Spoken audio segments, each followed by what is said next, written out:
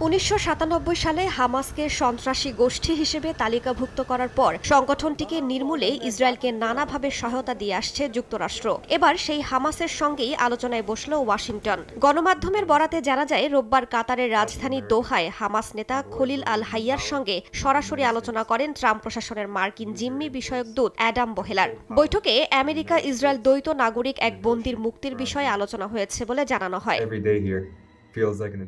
আলোচনা ফলপ্রসূ হয়েছে বলে জানান বোহেলার। কয়েক সপ্তাহের মধ্যেই শুধু মার্কিন নয়, সব বন্দীকে মুক্তি করা সম্ভব বলে আশাবাদ ব্যক্ত করেন তিনি। তবে হামাসের সঙ্গে বৈঠকটি মোটেও স্বস্তিকর ছিল না বলেও জানান মার্কিন দূত। বলেন, হামাসকে সন্ত্রাসী সংগঠন হিসেবে দেখে যুক্তরাষ্ট্র, তাই সংগঠনটির নেতাদের সঙ্গে সরাসরি আলোচনায় বসা ছিল তার জন্য অস্বাভাবিক। একই সঙ্গে ভবিষ্যতে হামাসের সঙ্গে আলোচনা চালিয়ে যাওয়ার সম্ভাবনাও উড়িয়ে দেননি তিনি।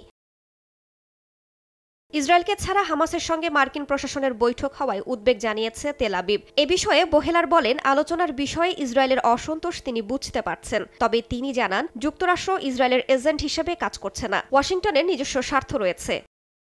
এদিকে ইসরায়েলের সংবাদ মাধ্যমের দাবি, যুক্তরাষ্ট্র ও হামাসের আলোচনা ব্যর্থ হয়েছে। বোহেলার এবং হামাস নেতা খলিল আল হাইয়ার মধ্যে আলোচনায় অগ্রগতির খবর প্রকাশ করার কয়েক ঘণ্টা পরই এই প্রতিবেদন প্রকাশ করা হয়। অবশ্য এ বিষয়ে ওয়াশিংটন হামাস কোনো পক্ষ থেকেই কিছু জানানো হয়নি। এর মধ্যেই গাজা যুদ্ধবিরতি আলোচনায় এগিয়ে নিতে সোমবার কাতারে একটি প্রতিনিধি দল পাঠানোর পরিকল্পনা করছে ইসরায়েল। তেল আবিব জানায়, নেতানিয়াহু সরকার মধ্যস্থতাকারী কাতার এবং মিশরের অনুরোধে আলোচনায় অংশ নিতে সম্মত হয়েছে। অন্যদিকে হামাসের সঙ্গে যুদ্ধবিরতি চুক্তির প্রথম পর্যায়ের মেয়াদ বাড়ানোর লক্ষ্যে মঙ্গলবার যুক্তরাষ্ট্রের মধ্যপ্রাচ্য বিষয়ক দূত স্টিভ উইটকফের কাতার সফরের কথা রয়েছে।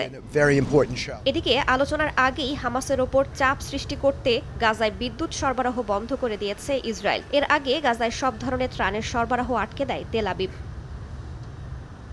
রাইসা জান্নাত, সময় সংবাদ।